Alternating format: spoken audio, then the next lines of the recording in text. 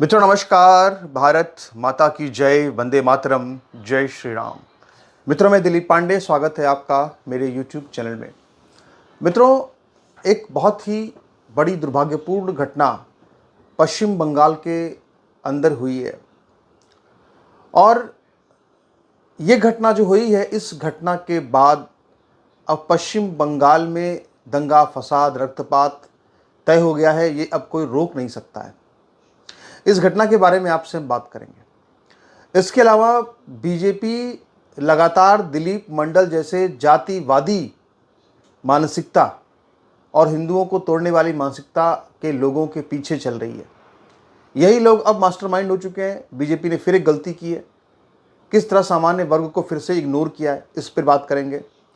सबसे पहले समाचार जो है पश्चिम बंगाल की धरती से। मित्र, पश्चिम बंगाल के अंदर कल रात अचानक एक बहुत बड़ा समाचार आया और वो समाचार ये आया कि इस वक्त पश्चिम बंगाल के अंदर जो मुख्यमंत्री पद के सबसे बड़े दावेदार हैं, शुभेंदु अधिकारी, शुभेंदु अधिकारी के पीए यानी उनका सारा काम देखने वाले, जिनका नाम चंद्रनाथ रथ है, उनकी हत्या कर दी गई है।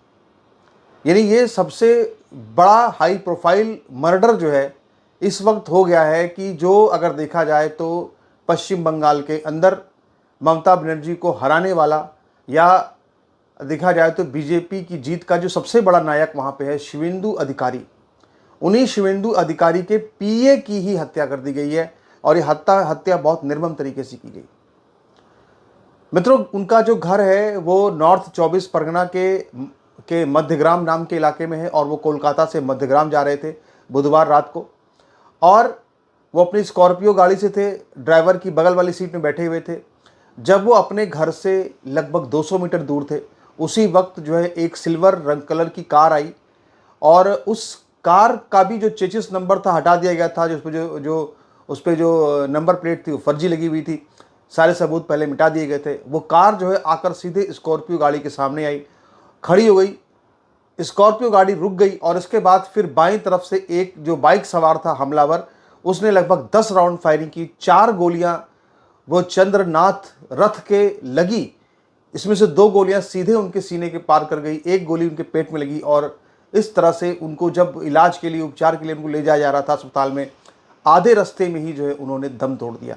उनके जो ड्राइवर थे उनको भी गोलियां लगी हैं, उनकी भी हालत बहुत गंभीर बताई जा रही है।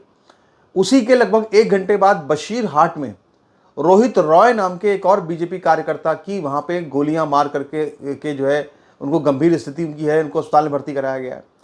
मैंने आपको बताया था किस तरह से जो है संदेश खाली जो शाहजहां शेख का इलाका है, वहां पे जो टीएमसी के लोग हैं उन्होंने बिल्कुल सुरक्षा बलों पर फायरिंग कर दी। कई सुरक्षा बल वहां पे घायल हैं।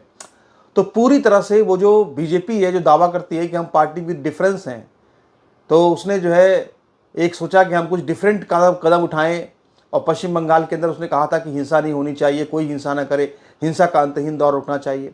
उसने अपील करी, लेकिन इसके बाद भी कोई फर्क नहीं पड़ा। जैसे ही अपील हुई उसके बाद टीएमसी के लोगों ने ताबड़तोड़ तरीके से जो है बीजेपी कार्यकर्ताओं पर जबरदस्त तरीके से हमले शुरू कर दिए। अगर इस चीज़ को अगर इसका पलटवार नहीं किया गया, और अब तो जाहिर सी बात है कि लगातार जिस तरह की ये घटना हुई है उसके बाद बीजेपी के लोगों का खून खोल रहा है। शुभेंदु अधिकारी जानते हैं आप कितने एग्रेसिव लीडर हैं। अब वो जो बीजेपी के लोग हैं बिल्कुल साफ साफ मांग कर रहे हैं कि किसी भी तरह से जो लोग भी इसमें हत्या करने वाले हैं उन सब का इनकाउंटर किया जाए, बिल्कुल योगी आदित्यनाथ की तर्ज पर इनकाउंटर किया जाए। वही मांग कर रही बार बार कहता हूँ ना कि बार बार हर जगह पे मांग वही होती है कि योगी आदित्यनाथ की तरह ऐसा हो। ठीक है, तो अभी ये लगातार एक ऐसी पूरी वहाँ पे माहौल बन गया है कि जिसमें वहाँ पे दंगा फसाद अब कोई रोक नहीं सकता है। कुछ भी हो जाए, आप देखिएगा आगे आने वाले 2-3 महीनों में लगातार वहाँ पे भयंकर कत्लेआम होने वाला है। और सबसे बड़ी बात यह है कि जो टीएमसी के लीडर्स हैं उन्होंने साफ साफ ये कहा है साहब कि ये जो हत्याकांड हुआ है इसमें हमारा कोई रोल नहीं है और इसकी सीबीआई जांच होनी चाहिए। और वो कह रहे हैं कि चाहे टीएमसी के वर्कर की हत्या हुई हो, चाहे बीजेपी के वर्कर की हत्या हुई हो, सबकी जो है वो पूरी सीबीआई जांच होनी चाहिए। लेकिन ये अपने हाथ को बचा रही कि हमने इसमें कुछ नहीं किया। लेकिन जाहिर सी बात है कि कौन करेगा, और चुनावी रंजिश चल रही है, इसमें ये सब हो ही रहा है। और शुभेंदु अधिकारी के बहुत खास थे चंद्रनाथ रथ, और जब 2021 में वो आए बीजेपी में शुभेंदु अधिकारी, तो वो भी साथ में इनकी बीजेपी में आए थे। लगभग 20 साल तक उन्होंने जो है सर्विस की थी एयरफोर्स के अंदर, वो मतलब कि सेना के में भी रहे थे। और इसके बाद फिर वो बीजेपी से और शुभेंदु अधिकारी से और टीएमसी से भी पहले जुड़े हुए थे। तो एक बहुत खासम खास व्यक्ति जो कि शुभेंदु अधिकारी का है, अब उनको अगर मार दिया गया तो आप सोचिए कि ये अपने आप में कितनी बड़ी और अकल्पनीय घटना अपने आप में। ऐसा तो कभी नहीं हुआ जो हमने देखा इतने दिनों में हिंसा वहाँ पे हुई, पर इस तरह का कांड वहाँ पे कभी नहीं हुआ। आप सोच सकते हैं कि टीएमसी के जो लोग हैं और जो जिहादी हैं वो किस तरह के खूंखार टाइप के लोग हैं। तो यहाँ पे हम आपको दिखाना चाहते हैं, देखिए बीजेपी ने एक जो है वो ट्वीट किया है और ये ट्वीट मैं सोचता हूँ कि बहुत ही ज़्यादा आपत्तिजनक है। इस ट्वीट की हम चर्चा करेंगे। मित्रों आप देखिए, मैंने कल आपको दिखाया था किस तरह से दिलीप मंडल जो कि एक इस तरह का व्यक्ति है जो कि लगातार इस तरह के ट्वीट करता है कि हिंदुओं को तोड़ने की बातें करता है, जो लगातार ये कहता है कि हिंदू धर्म नष्ट हो जाए तो उसके दिल को सुकून मिले, ऐसे व्यक्ति को प्रधानमंत्री मोदी ने अपने सलाहकार की तरह से रख लिया है और ये जो सलाह देता है उसी पर बीजेपी चलती है। एक बार फिर साबित हो गया। कल दिलीप मंडल ने एक ट्वीट किया था और ट्वीट में बताया था कि किस तरह से जो SC ST की बहुल सीटें हैं वो सारी सीटें बीजेपी जीत गई, इसलिए अब पश्चिम बंगाल के अंदर जो है अंबेडकर की बहुत बड़ी मूर्ति लगनी चाहिए कोलकाता में, जो कि दूर से दिखाई दे। जबकि हमने आपको लगातार ये बात बताई, आपने खुद देखा अपनी आंखों से कि पश्चिम बंगाल में जो जीत हुई वो जय श्री राम के नारे पर हुई। उसमें कहीं कोई अंबेडकरवाद, कहीं कोई भीमवाद, कहीं कुछ नहीं था, कहीं कोई वहाँ पे फुले का नाम नहीं ले रहा था, वहाँ सब जय श्री राम का नाम ले रहे थे। और जब जीत हो गई है तो अब अंबेडकर को धीरे धीरे करके वहाँ पे बड़ा किया जा रहा है। अब देखिए यहाँ पे जो कल ट्वीट किया था दिलीप मंडल ने, उसके बाद अब बीजेपी की तरफ से ट्वीट किया गया है और वो ट्वीट क्या आया है, वो ट्वीट जरा पढ़ता हूँ एक बार, जरा देखिए। लिखा है कि after Mamata Banerjee insulted India's first tribal president Draupadi Murmu skipping her welcome, यानी द्रौपदी मुर्मू का जो अपमान किया ममता बनर्जी ने, उसके बाद shifting the Santhal conference venue the last time at leaving her unattended the people of Bengal and Assam delivered a thundering reply, यानी जो एक कोई कार्यक्रम था उनके सम्मान के लिए उसको स्किप किया था जो ममता बनर्जी ने, तो उसके जवाब में जो है जो बंगाल के और असम के लोग हैं उन्होंने बहुत जो है तगड़ा जवाब दिया है, तूफानी जवाब दिया है किसको, ममता बनर्जी को। ठीक है, अब इनकी यहाँ जातिवाद देखिए यहाँ लिखा है इन Assam the NDA secured 8 of 9 seats at 9% and swept all 19 ST seats, यानी कह रहे हैं असम के अंदर 19 जो सीटें थी शेड्यूल्ड ट्राइब की वो सारी सीटें बीजेपी ने जीत ली। 100% का स्ट्राइक रेट, 90% स्ट्राइक रेट, यहाँ पे 9 सीटें थी, 80 की 8 सीटें जीत ली। और यहाँ वेस्ट बंगाल में बता रहे हैं कि BJP won 51 of 68 seats 75% and all 16 ST seats 100%, clinching of 67 of 84 SC ST reserve seats, यानी कि बता रहे साहब कि 80% SC ST की रिजर्व सीट्स थी वो सब जो है वो जीत ली बीजेपी ने। अब हमारा ये कहना है भाई कि ये सारी जीत जो है हिंदुओं की जीत है, ये सारी जो विजय हुई पश्चिम बंगाल की ये विजय हिंदुओं की जीत थी, हिंदुओं ने इसको लड़ा, जय श्री राम के नाम पे लड़ाई लड़ी गई। आज आप सोचिए कि पश्चिम बंगाल जैसा इलाका जहाँ पर कि सदियों से माँ काली की पूजा होती रही है, वहाँ पर आज लोग खुल करके जय श्री राम के नारे लगा रहे हैं, हनुमान चालीसा वहाँ पे बज रही है, पुराने मंदिर जो बंद हो गए थे मुस्लिम इलाकों में वो मंदिर आज खोले जा रहे हैं, जो अदालत के आदेश के बाद नहीं खोले गए थे उन मंदिरों को आज खोला जा रहा है।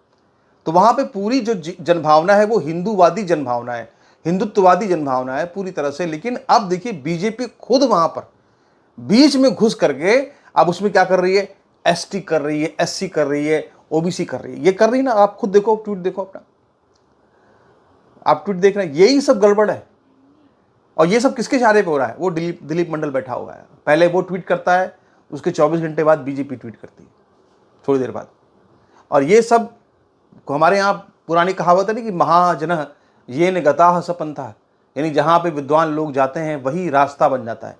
और यहाँ पर ये है कि जहाँ पे चिरकुट टाइप के लोग, हिंदूवादी जो कि हिंदू को तोड़ने की बात करते हैं, उस टाइप के चिरकुट टाइप के लोग, कुपोषित लोग जो है, ठीक है, लगता है कि खाने नहीं मिला कभी ज़िंदगी में, ऐसे लोग जो है वो आकर के तरह तरह के मतलब बीमार टाइप के लोग, मानसिक बीमार लगता है देख के, वो इस टाइप के लोग जो है वो जो ट्वीट कर रहे हैं और जो गाइड कर रहे हैं वही बीजेपी फॉलो कर रही है।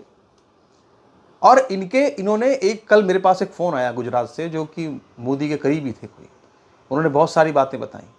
उन्होंने बताया कि इन्होंने सारी पोल पट्टी खोली, अब वो सब बातें बता नहीं सकते, लेकिन जाहिर सी बात है कि इन लोगों ने वास्तव में हिंदू धर्म के नाम पर सत्ता हासिल करने का खेल करते हैं और इसके बाद अंबेडकर का जाप करना शुरू कर देते हैं। और यही यहाँ पे होगा, ऐसा साफ लग रहा है कि यही यहाँ पे इनकी फिर से प्लानिंग है, ये फिर से यही करने जा रहे हैं यहाँ पे, क्योंकि अभी इन्होंने ट्वीट कर दिया। अब अभी तक कभी भी जो है एक बार भी नाम नहीं लिया जाए भीम का पूरे चुनाव प्रचार में, लेकिन अब देखिएगा आप जब पश्चिम बंगाल में कोई रैली होगी तो वहाँ पे भीम अम्बेडकर बात करेंगे। भाई जब सारे लोग जो है हिंदू धर्म के नाम पर एकजुट हो गए, सारे लोग भगवान राम के नाम पे एकजुट हो गए, तो फिर जो तोड़ने वाली विचारधारा है, हिंदुओं के अंदर नफरत पैदा करने वाली विचारधारा जो है, जो कि सवर्ण को या हम कहें सामान्य वर्ग को, ओबीसी एससी एसटी को आपस में जोड़ती नहीं है, तोड़ती है, तो वो अम्बेडकरवाद की विचारधारा है। सब इसमें सबको पता है। आप लोग सब कहते हैं अम्बेडकर ने संविधान बनाया है, हालांकि वो भी पूरा सच नहीं है, लेकिन वो उसमें उनका एक योगदान था, थोड़ा योगदान था, सबका योगदान था, उसमें उनका भी थोड़ा योगदान था, लेकिन उसको इतना बढ़ा चढ़ा कर दिखाया जाता है। उसी को सच मान लो तो सब जातियों को तो इन्होंने आपस में तोड़ दिया ना, हिंदुओं को तोड़ दिया ना, हिंदुओं को 4 भागों में तोड़ दिया, एससी एसटी ओबीसी जनरल। ये किसने तोड़ा? ये अम्बेडकर की ही जो फिलॉसफी मान लो, जो भी मान लो, इन लोगों ने तोड़ा। अब आज चलो तोड़ दिया गया, तो अब हिंदुओं को तोड़ करके उसमें राजनीति करो अंदर घुसा के। तो हिंदुओं को कमजोर किसने किया?